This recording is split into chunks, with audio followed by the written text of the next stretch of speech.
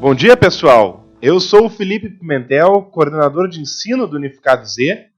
Estou aqui para inaugurar a série de podcasts do Unificado, uma forma de todos se informarem, se atualizarem sobre as questões da ordem do dia, as atualidades, como nós chamamos, geopolítica, questões sociais, questões culturais. E essa série de podcasts nós fizemos uma enquete com os nossos alunos para decidir qual seria o nome mais apropriado, que eles achariam mais interessante. E foi eleito o nome Atualizado, um nome ótimo, porque é disso que a gente vai falar, sobre o que está acontecendo, não ontem, o que está acontecendo hoje, o que está acontecendo agora. Nessa primeira edição, eu convidei os meus dois colegas e amigos, professor Rafael Bassi, nosso medievalista, professor de História, professor de Atualidades, e o Fabrício Indruziak, professor de História Geral, professor de História do Brasil, e nós vamos falar sobre o tema que mais se fala nos jornais, nas notícias, no Facebook, no Twitter, o Estado Islâmico, também conhecido como ISIS, a sigla para Estado Islâmico da Síria e do Iraque, em inglês. O que a gente ouve? A gente ouve notícias de pessoas sendo decapitadas, pessoas sendo carbonizadas, pessoas que são inclusive crucificadas por não seguirem as regras desse grupo, que ganha esse nome, então Estado Islâmico. E isso é uma coisa muito importante da gente discutir, esse nome, essa palavra Islã, vamos falar disso depois. As pessoas se assustam, parece algo medieval. Parece algo retrógrado, algo terrivelmente atroz, desumano. O que aconteceu? Vamos falar, então, rapidamente dessa ligação do Islã. O Islã é uma religião medieval, uma religião que nós até imputamos a uma certa tolerância na sua relação com outros povos e com outras religiões na Idade Média. Mas já na Idade Média, quando o Islã começou a sua expansão, o fez através da famosa jihad, a palavra para a guerra santa, a expansão através da espada, como se diz. Mas o Islã tem muitas distinções internas, se dividiu entre sunitas, entre xiitas e carigitas. E muitos acreditam que os xiitas são os mais radicais. Porém, isso é um engano. Há grupos radicais tanto nos sunitas quanto nos xiitas. Um exemplo, o governo iraniano, que é um governo que não podemos chamar de moderado, é um governo bastante radical na execução das suas leis, é um governo xiita. E o Estado Islâmico, que ninguém tem dúvidas da sua radicalização, é um grupo sunita. Quer dizer, não há necessariamente o radicalismo do lado sunita ou do lado xiita. Há de ambos. Mas é muito importante ressaltar, o radicalismo dentro do Islã é uma exceção. A religião é um dos 3 monoteísmos, junto do judaísmo e do cristianismo, que é uma religião tolerante, uma religião como qualquer outra. E como qualquer conjunto de ideias, ela pode ser levada para o lado bom, para o lado humanitário, ou para coisas mais atrozes e coisas mais terríveis, que nos assustam, como essas imagens que poluem a nossa mídia, e tanto a mídia formal quanto as nossas redes sociais. Bom, mas nós sabemos, acima de tudo, que o Estado Islâmico é a mais chocante das últimas agremiações políticas no Oriente Médio, que tem algo contra o Ocidente. E é por aí que eu gostaria de começar perguntando para o Fabrício, como é a relação do Oriente Médio, em geral, com o Ocidente, e especialmente com os Estados Unidos, para a gente começar a tentar entender o que funciona aí? Bom dia a todos. Eu acho que, para a gente conseguir entender a relação dos Estados Unidos com o Estado Islâmico, a gente tem que primeiro entender a relação dos Estados Unidos com todo o Islã. E isso vem de muito antes do que a gente está discutindo agora. A gente poderia voltar ainda lá na Guerra Fria, falar a respeito das questões da construção do Estado de Israel e do apoio dos Estados Unidos à construção do Estado de Israel e da oposição dos países árabes, das guerras ocorridas lá durante os anos 50, 60, 70. em função da instalação do Estado de Israel no Oriente, e chegaríamos às crises do petróleo, passando então por a necessidade de barrar grupos claramente anti-americanos, que se apresentam a partir de 1979, com a Revolução Iraniana, do Ayatollah Khomeini no Irã, e a necessidade dos Estados Unidos de barrar, então, nos anos 80, o avanço desse anti-americanismo xiita, a partir de 82, 83, e aí vem a necessidade de colocar um governante no Iraque capaz de barrar o avanço desse sentimento anti-americano no Oriente. Aí então que eles vão financiar a chegada do Saddam Hussein ao poder, que até então foi um importante aliado para os Estados Unidos nas suas ambições ao longo dos anos 80. Nos anos 90, esse furor de oposição xiita ao pensamento norte-americano havia diminuído um pouco, e o atentado que derrubou, né, as Torres Gêmeas, o World Trade Center, atingiu o Pentágono e ainda teve outras repercussões dentro dos Estados Unidos, fez com que o Bush, então presidente, fosse à tribuna da Casa Branca e propusesse aquilo que ficou conhecido como doutrina Bush, ou a guerra ao terror. O governo americano, então, ele vai abandonar o Iraque e vai cuidar da sua própria vida após o fim da Guerra Fria. E o que a gente observa é a necessidade do Saddam Hussein, então, de manter o seu regime, seu sistema, e a invasão do Kuwait. E aí, o Kuwait, que era um país aliado dos Estados Unidos, faz com que o Iraque torne-se rival, né, inimigo dos Estados Unidos, e aí a gente vai ter a Primeira Guerra do Golfo. Nos anos 90, a gente não assiste depois disso mais nenhuma polarização com o Oriente. Há uma vacância, inclusive, de inimigos, como falávamos aqui agora, um pouco antes da gravação, nos anos 90.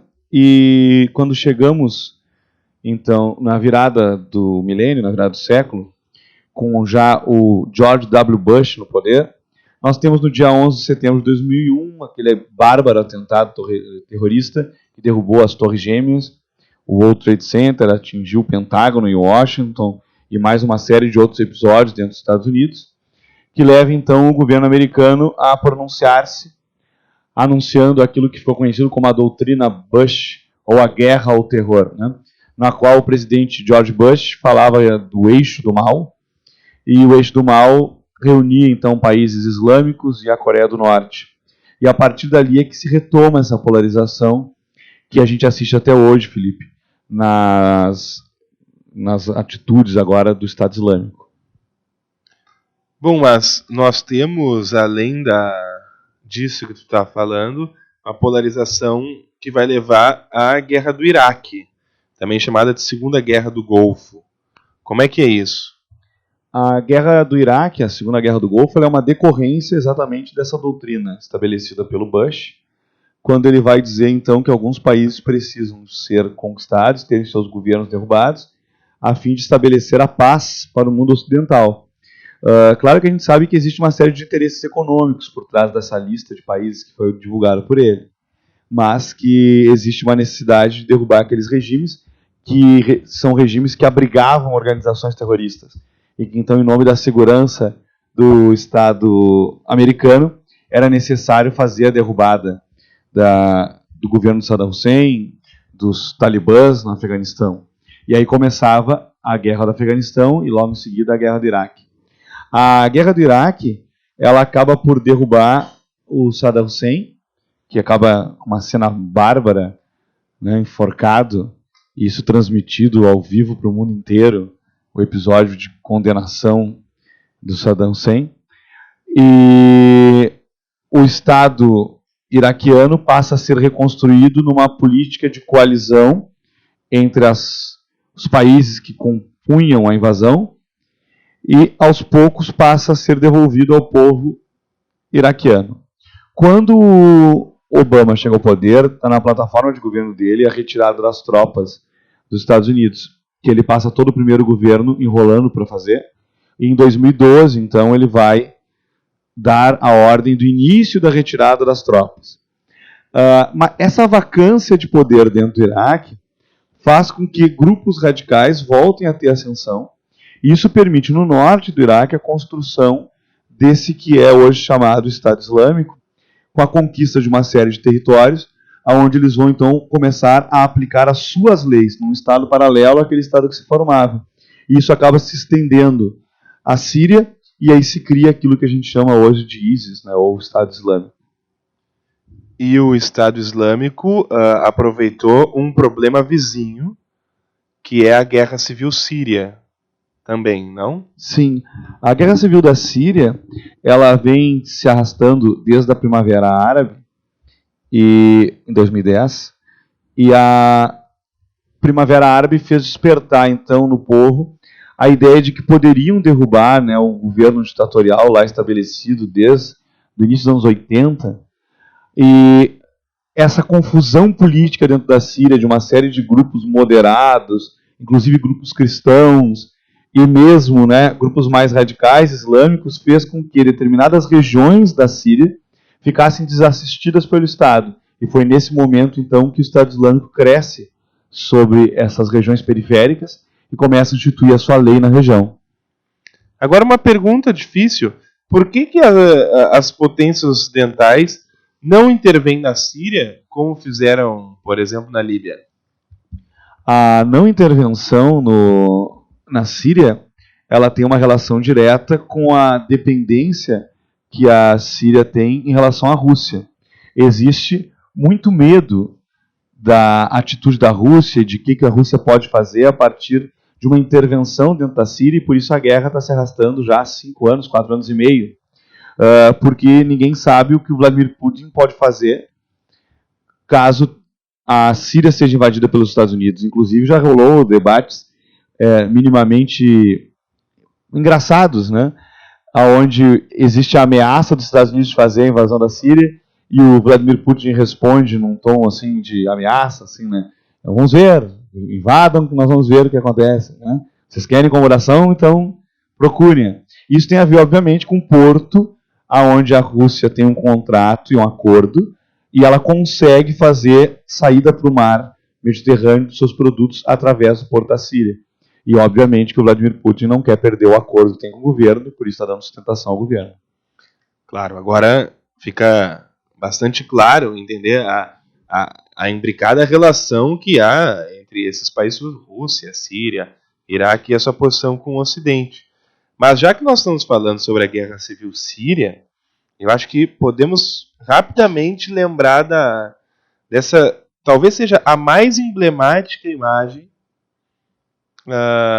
dessa guerra. Essa imagem recente desse menino refugiado na beira da praia, todos viram uma imagem indelével, né? Ninguém consegue se esquecer depois de ter visto ela, seja em foto, seja em vídeo. Quer dizer,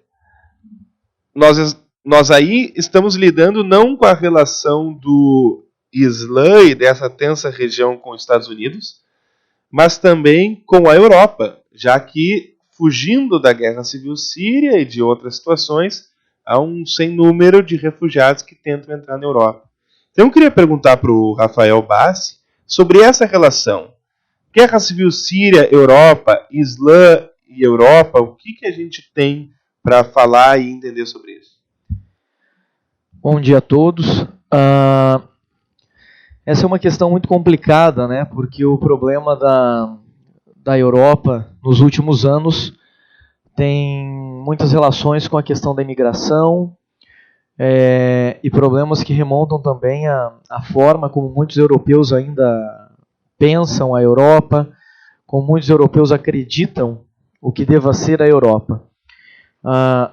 Nós sabemos hoje, é inegável, que a Europa necessita muito da presença de outras pessoas, principalmente para fazer algumas funções básicas, né?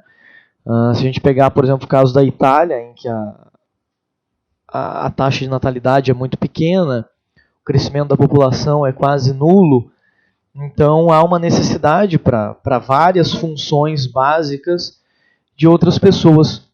Só que isso também entra em contraste com aquilo que muitos europeus acreditam, que é a questão relacionada ao preconceito que eles ainda têm, a questão da xenofobia, da não aceitação das outras pessoas. E isso é muito marcante na Europa, que é um processo histórico longo, né, que vem desde a formação de uma ideia de Europa, que remonta à Idade Média, que passa por todo o mundo moderno, no mundo contemporâneo, a questão do imperialismo do século XIX e a ideia de civilização que os europeus sempre tiveram. O professor Rafael sempre acha que tudo passa pela Idade Média. Sim. É o início de tudo, né? E a questão está relacionada ao fato desses europeus terem muita dificuldade na aceitação desses outros povos. E aí a questão também desses refugiados, né, que buscam a Europa, porque a Europa está relativamente perto deles, só que há a questão de a Europa também, nesse momento, viver a crise, essa crise que começa em 2008 nos Estados Unidos e que chegou de forma muito intensa na Europa, e a Europa até agora tem problemas para se reestruturar economicamente. Uma disputa ali entre a austeridade da Alemanha e as questões mais de defesa de uma união de auxílio mútuo, que a França até defende bastante. E todos esses problemas estão acontecendo no mesmo tempo, né? Então nós temos a Europa num momento de crise muito forte, em que a própria ideia de uma União Europeia está sendo questionada, porque afinal de contas, na primeira grande crise que eles tiveram, os problemas fizeram com que os europeus ficassem divididos nas suas opiniões, a questão desse aumento expressivo da imigração, e agora juntamente com os refugiados. A Europa tem se mostrado até aberta a discussões para resolver esses problemas com os refugiados, né? O Vaticano tem também se posicionado com lá o pronunciamento do Papa, pedindo para que todas as igrejas recebessem pelo menos uma família, o Vaticano também receberia. Então, aberta a essas discussões, a Europa está. Mas a Europa tem sempre vários outros problemas de discussões que são muito acirradas, né? Então isso acaba prejudicando. Agora, nós falávamos antes sobre uma grande indicação de leitura que eu sei que tu tem, Rafael. É um livro chamado Submissão, de um escritor francês, cujo nome é Michel Houellebecq. E eu sei que aqui no curso, além de nós dois, também o professor Vanderlei e o professor Pedro Gonzaga leram esse livro com muito entusiasmo e que fala sobre essa relação da imigração com a Europa e do Islã com a Europa. Eu acho que tu podia falar um pouquinho dele, porque é uma grande dica não só de leitura, mas também de aprendizado para os nossos alunos aí pensarem de uma forma bem aprofundada essa questão. Esse livro foi um livro que foi bem impactante. Surgiram várias notícias sobre ele, sobre até algumas ameaças que o próprio autor estaria passando por ter escrito. E é interessante que esse livro ele foi finalizado e foi lançado logo após o ataque da Charlie Hebdo. E isso mostra também todos esses problemas que estão ocorrendo na França. Bom, a França tem um histórico dessa relação, né? Em 2010, dia 1º de março, aconteceu a Jornada Sem Imigrantes, o que, como eu falava há pouco, mostrou que a França necessitava desses imigrantes, mas a França também é um dos países em que o problema da xenofobia está mais forte no momento. E o livro Submissão trata justamente de um momento de virada disso.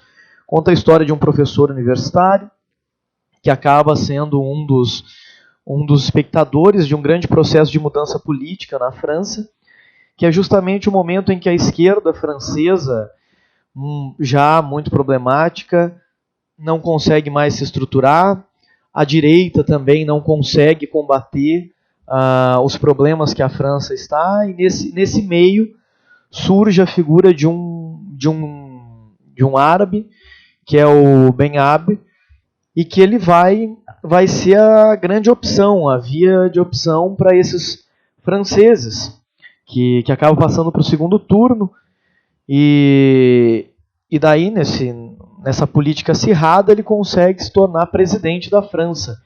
Isso num futuro próximo, segundo o livro Submissão, que seria o ano de 2022. E é bem interessante que daí começam a acontecer algumas mudanças, como, por exemplo, o fato de que aquilo que o livro chama de petromonarquias do Oriente, eles começam a investir muito no Estado francês, começam a comprar as coisas, as empresas, os times e até mesmo as instituições de ensino, como é o caso no livro, fica muito claro pelo fato do personagem principal ser um professor universitário da Sorbonne. E daí algumas dessas características do Islã acabam entrando na sociedade francesa, como, por exemplo, o fato da Sorbonne ser uma instituição agora para que os homens pudessem estudar. As mulheres acabam encontrando dificuldade de estudar, de entrar nas instituições de ensino. Então esse é um livro muito forte mesmo, que gerou muita crítica, muitas dúvidas. Não à toa foi considerado um dos livros mais polêmicos do ano. Então fica aí uma grande dica para os nossos alunos, para que quando eles puderem, para que eles possam dar uma olhada nesse livro aí, que é bem interessante, muito bem escrito.